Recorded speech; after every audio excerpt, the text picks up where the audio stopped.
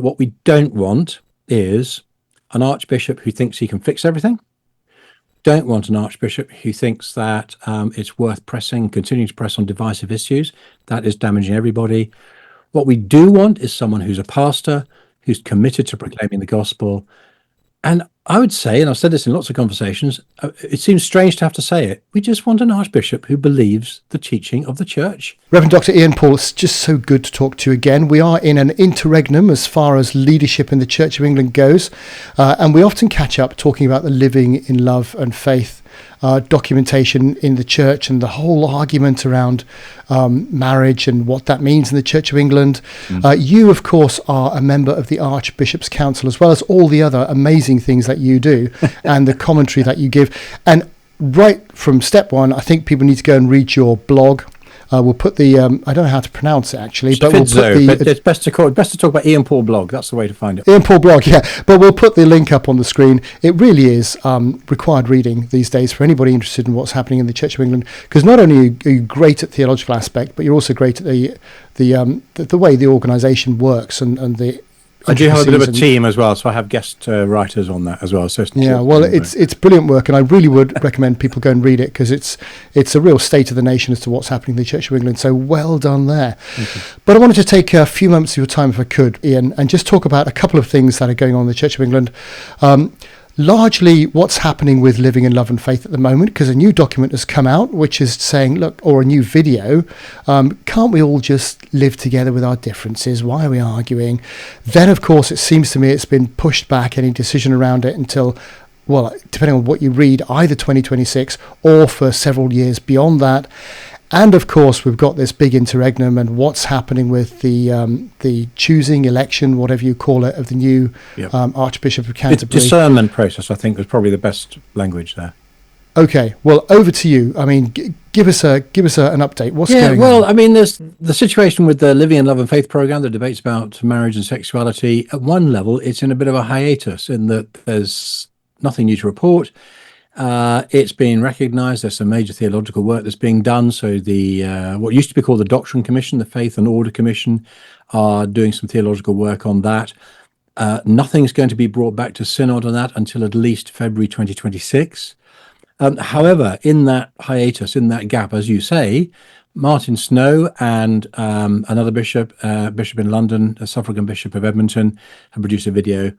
And one of the things that was quite interesting was the Bishop of Edmonton said, we want to explore how broad a church we can be and how many diverse views we can hold together, which is a very strange way for a bishop to present it because, all clergy and bishops in particular say they take vows at their ordination saying, the question is asked, will you pass on entire the faith that was handed on to you? And that's our task. Our task isn't to create as broad a church as possible. Our task is to form a faithful church that follows the teaching of Jesus, and the teaching of Jesus in relation to marriage is embedded in canon law, in Canon B30, which we've talked about in the past. So it seems strange, and I think that the difficulty with this consultation process, so the reason why they produced the video is in order to equip dioceses or to give resources to dioceses, and there's a pack of information as well, for a consultation to happen with dioceses. Now, I suspect there was some motion or other. I'm slightly unclear about why that consultation is happening, but the feedback I'm getting from dioceses is that they don't want to touch this with a barge pole. Why? Because there is important theological work being done in the background. How is it possible to have a meaningful consultation in the diocese while this work is still being done and is not due to come back to Synod until at least February next year? And in fact, I've heard conversations in dioceses, not the diocese you'd expect, actually, not the sort of more conservative or more orthodox diocese, but across the diocese, people saying two things. Number one, how do we have this discussion when it's all half-formed? Number two, this is a distraction. This is a distraction from the task ahead of us, which is actually growing churches, planting churches, sharing the good news of Jesus. And it's not just a distraction, it's a divisive distraction as well. And I think a lot of dioceses are very reluctant to get involved in a conversation which is going to do nothing other than cause difficulty and cause division when actually they've got much more important things to be getting on with. Yeah, the point you've made previously and also eloquently very recently, I think, is that, look, you've got to do one of two things. You've either got to accept that the Bible's definition around these things is to be held to as true, or you try and change doctrine. But this middle ground doesn't please anybody. It just alienates everybody. No, and one of the other things that's rumbling in the background is the question of clergy and their own status. And so some bishops have been saying that, well, actually, we can lift our discipline around clergy living in line with the doctrine of the church. But how do you do that without changing doctrine? How do you change things on the ground? How do you, for example, turn a blind eye to clergy entering same-sex marriages if the doctrine of the church is that, according to the teaching of Jesus, marriage is a lifelong union between one man and one woman? And in fact, there is little appetite to actually change canon law, to change the doctrine. And if so, as you say, why are we trying to sort of get the camel through the eye of the needle and have a change of pastoral practice without changing doctrine? Now, in relation to that, one of the odd things that's happening, we've got Synod coming up in July, and the business committee has, contrary to its previous decisions, decided to allow a private members motion from Synod member May Christie, who is actually leaving the Church of England. She's moving to Scotland, I think, and so won't be in the Church of England after July. And her private members motion says that Synod request that the bishops lift the requirements of clergy related to, in this document, issues in human sexuality in relation to their own private lives. Now, Issues in Human Sexuality was a document published in 1991. It was controversial at the time. I remember discussing it when I was in theological training, which is a bit sobering because that was 34 years ago. It was quite a long time ago now. And I think it's my first experience of public debate around these issues. In fact, it was controversial because primarily, well, I think with all these debates, it was controversial from a orthodox traditional point of view because it suggested that you might have a different standard of expectation and behavior between lay people and clergy. It actually was quite clear about what the teaching of the church was around marriage, but it said that there's a particular expectation of clergy to uphold the doctrine of the church, and we don't hold all lay people to those same standards, which theologically I can understand, but it gave the impression that this status was negotiable, and this doctrine of the church, this teaching of the church, was negotiable. In fact, it's actually pretty clear that lay people who enter same-sex marriages are doing so in contradiction of the doctrine and teaching of the church. But revisionists, liberals, people who want to see the doctrine of the church change, they find that this document is intrusive because it requires that any candidate for ordination needs to be asked by their bishop, do they both understand and do they adhere to the teaching of the church and the teaching of Jesus around marriage prior to ordination? And this private members motion wants that restriction lifted, or is requesting that restriction lifted. But the crazy thing is that piece of work is already being done in the background. So why are we suddenly having this private members motion coming from left field at a time where there's an existing process of discussion happening around that, which needs to be theologically rooted? Well, it's really interesting because, in fact, that's how the government has worked, really. So if you look at the use of private members' bills in things like introducing divorce law reform, introducing same-sex marriage, more recently with assisted dying, assisted suicide as it actually is, a lot of these, they're using private members' bills as motions to push an awful lot of this stuff through. So nobody's accountable. And that's what it comes down to. It's bypassing due process, and but the bishops and everyone else can say, well, it wasn't us. We didn't do that. No. It was a private members' bill, so you can't blame it on us. No. Which is, again, it's another level of what you've called as just deceits. And it is, and the assisted suicide bill is an interesting example because a lot of the chat around that and the discussion around that is some MPs and some observers are really alarmed at the way that this bill, when it was first introduced, certain things were promised and now they've been removed, and Ledbetter said, well, it's fine, actually, don't worry about it. And in fact, it's due process sounds really boring, but due process is the way that you protect institutions from the misuse of power and influence behind closed doors. And so that's why I think I've Johnny come lately come to see due process actually as our friend, and saying, hang on a second, if we're going to make a change, it needs to be done openly, honestly, and transparently. I read Tim Wyatt's Substack, and a couple of weeks ago he had an interesting discussion about this. And he commented on the fact that finally, behind the scenes now, we're actually getting the Faith and Order Commission doing the theological work. And his observation was, but isn't this the cart before the horse? Shouldn't this theological work been done, years ago, before we embarked on this whole process. And he's quite right, it should have been. So what's your feel about the way it's all going to go then? Have you got any feel at the minute, or does it all come down to the wire? Or yes, no, I don't know exactly what's going to happen in this private members motion. I know that a lot of people I've been talking to are very unhappy about it coming. In terms of the LLF process overall, it feels to me in every possible way, as we've always said, it's running into the sand. It's not possible to, for the pastoral right hand not to know what the doctrinal left hand is doing. Yeah. You cannot separate in the Church of England your pastoral practice from your doctrinal understanding. The two belong together. So I think the process is going nowhere. One of the things that is very interesting in terms of timing is that Martin Snow, who's the Bishop of Leicester, who was originally he and Helen Ann Hartley, the Bishop of Newcastle, them together took on this task. She immediately dropped out after about a month, protesting about the terms on which the work's being done. Martin Snow has sort of battled on with this, even though I think he's getting very frustrated at the lack of cohesion, the lack of willingness of different parties to sit down and talk about the kind of settlement that he would propose, because we're not happy with the terms of that. But his commitment to be involved in this, I think, comes to an end this November. So the LLF process, I think very soon, we won't have any movement. We won't have someone who's coordinating it. The staff member in Church House who was involved in it, Nick Shepherd, is moving on to something else. So the question is, who is actually going to be putting any weight behind it without an Archbishop of Canterbury? And the whole thing does feel as though it's running into the sand. We may well have some papers coming in February 26, but to Synod, but they are likely, on the basis of previous theological advice, going to be saying, actually, there's no room for manoeuvre.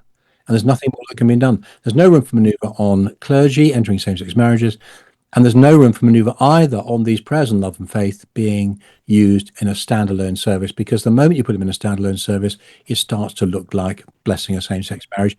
The doctrine of the Church won't allow that. So by painful process of exhaustion, it feels as though the whole project is running out of energy. I mean, it's really bizarre, though, to think the private members bill and all sorts of other things around that. I mean, you're not only arguing over the concept of concupiscence, which a lot of evangelical churches are arguing over. Is the sinful desire sin itself, or is it just the act? And there's I'm pretty clear on that, but a lot of people would argue different cases. But you're actually saying, look, it's okay if people are outwardly practicing a behaviour which the Bible says that's sinful, and you wonder, so will that go further? So are you not allowed to ask somebody taking orders, well, are you an alcoholic? Are you a drug addict? Are you a convicted woman beater? Or are you a kleptomaniac? Or so, all these sorts of things, which you think, well, no, none of that matters. You can do all that. No, and Tony, I think that's a really interesting observation, because I think what that does is it locates this issue, rather than being the one thing we focus on, it locates that issue into a wider vision of what does it mean to be someone who's called into leadership in the church. And I think I'd also add that we really could do with one or two more bishops standing up and saying enough's enough. Michael Beasley did this, interestingly, in Synod in July last year, where as someone who is at the liberal end of things theologically, he said, actually, this discussion is not being conducted well and it needs to stop.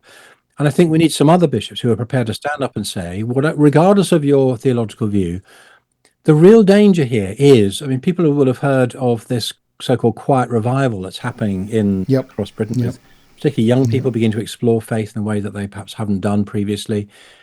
The sad evidence is, from the statistics on the Church of England, and I've explored this on the blog, it looks as though that quiet revival is bypassing large parts of the Church of England. Why is that?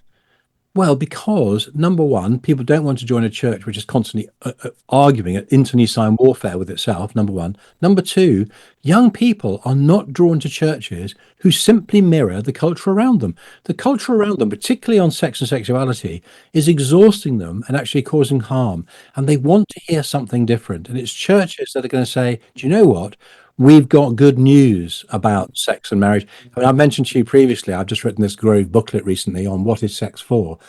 And actually, my argument here is that, contrary to what we hear in the world about choice, or you're your own maker, or you decide or experiment, actually, in its right place, sex and marriage are a good gift from God. And I think a lot of young people are told by their culture, hey, sex is a bad thing. Sex is dangerous. Sex is abusive. Your sexed body is harmful for you and you must fight against it. And actually, churches which can say, do you know what? in its right place, understood well, according to Scripture, sex is a really good gift from God. It's those churches actually which are drawing and attracting young people to find out more about faith. Well, we'll grab you and we'll talk about that separately, because that's a really good idea. Yep. Can I just slightly personal and intrusive question? What does it feel like on the Archbishop's Council when, because you don't hold back in your blog and in your writings? So I mean, is it like heads look down at the feet when Ian walks in? I mean, what? It must be really interesting. No, not at all, actually. I mean, for several reasons. One is that I'm certainly not alone. And I've got good friends on the Archbishop's Council and a good number of folk who, understand the issues. I think that from a process point of view as well, it's really important to say that the Archbishop's Council have got very clearly stated goals. And the number one goal is to see more people come to living faith in Jesus Christ. That's our number one. We say that up front, and you can find that on the Archbishop's Council webpage, on the Church of England website. The question where it does get controversial is when I raise the question as a charity trustee and say, as a trustee, I and the other trustees must act in a way which furthers the goals of the charity. Therefore, if we are pushing contentious and divisive issues like the sexuality debate, and that is harming the attainment of our goal of seeing more people come to living faith in Jesus, then as charity trustees, we are not at liberty to do that. So there are some formal process questions to ask there. And I think the other thing I'd notice is that there's lots of good things going on. We've just in our recent discussion talked about funding for a whole new generation of people doing church planting. One of my particular campaigns, which some people would have heard of, is about clergy pensions. And we've also agreed a substantial improvement to clergy pensions. And on those sorts of issues, across the theological divide, we have a huge sense of common shared purpose. And so I want to hold on to that. Yeah, so in the politicians, you'll often find people arguing with each other across the house, the floor of the House, but actually afterwards they're having a drink, talking about stuff, and very reasonably. Yeah, and being very professional about it. One last thing then, a new Archbishop of Canterbury. You've written about how the process is, like everything else that seems to be going on, not particularly open and seemingly to be done properly. Tell us a little bit about that. When are we going to get one? Will it be somebody who, like the new Pope on his first official announcement, will say, look, marriage between a man and a woman, can't do anything about that, sorry? Yes, the comparison with Rome is quite interesting, isn't it? I say that as a former Roman Catholic. They managed to sort things out in a couple of weeks. There's a good reason and a bad reason why that process is complicated. The good reason is that, actually, theologically, the Church of England believes that we are the whole body of Christ that counts. In the Roman Catholic Church, it's really the bishops who constitute what the church is. So as long as you get the bishops together, the cardinals, you can decide what you want to do. The bad thing is that so many people have stuck their fingers in the pie, and we've got a ridiculously complex process which actually can't work well in terms of selecting those who are involved in the discernment of the new archbishop. And I think we're in quite a bad situation. So therefore, it means that unfortunately we just have to trust in God that we'll get a good outcome. I think that across the spectrum, again, people recognize that what we don't want is an archbishop who thinks he can fix everything. Don't want an archbishop who thinks that it's worth continuing to press on divisive issues. That is damaging everybody. What we do want is someone who's a pastor, who's committed to proclaiming the gospel. And I would say, and I've said this in lots of conversations, it seems strange to have to say it, we just want an archbishop who believes the teaching of the church and the teaching of Jesus. It's not rocket science, is it, really? It's not that complicated in one sense. So I think also, again, unlike the Roman Catholic Church, in which theologically you have so much authority vested in the Pope and vested in the Pope's office, theologically speaking, in the Church of England, bishops are simply first amongst equals amongst the clergy, and the archbishop is first amongst equals amongst the bishops. So I am not looking for the next archbishop to be the saviour who sorts out the Church of England. That's not our theology of episcopacy. We're looking for someone, yes, who will be significant. Yes, we hope will exercise good and insightful spiritual leadership. But finding the right archbishop is not the salvation of the church. The salvation of the church is proclaiming Christ and him crucified and risen for us, and growing congregations who faithfully proclaim that, and seeing people, particularly young people, coming to faith in Jesus. That's the future and salvation of the Church of England. Marvellous.